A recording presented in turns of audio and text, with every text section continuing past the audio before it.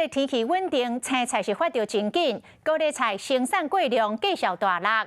顶一2个月，一粒高丽菜才卖10块银。人彰化县有农会真有良心哦，这个高丽菜水饺。 本地一包35粒是卖129块，即卖因为高丽菜排斥，成本降低，所以嘛来调降到水饺的价数，一包只要99块，等于一粒水饺才2块8。民众讲，安尼一顿食20外粒到饱，才开50外块，比食便当要较俗。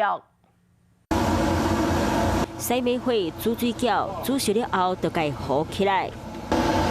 一粒搁一粒圆滚滚的高丽菜水饺，用指甲压入去嘴内底，猪肉含菜色清甜，随化伫咧嘴内，而且一粒水饺嘛才2块8。2块多，一个人食到20几粒，等于多50块尔，所以就比食便当较会好啊。40块就饱了。正常在外面买便当的话，最少85至100块。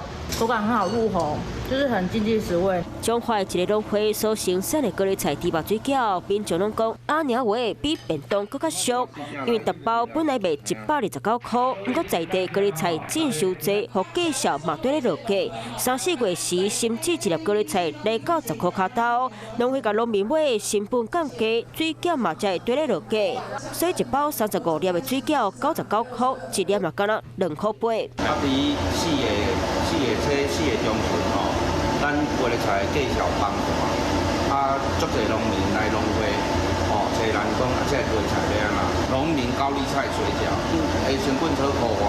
农会总干事讲，高丽菜真收济，和价数大落，收济农民拢走来农会问免怎？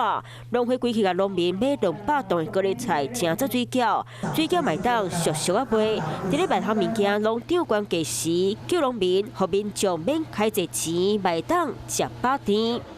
Hello， 我是林仙怡。想要掌握最及时的新闻资讯吗？赶快订阅、按赞、开启小铃铛，锁定华视新闻 YouTube 频道，也不要忘记收看《华视新闻》杂志哦。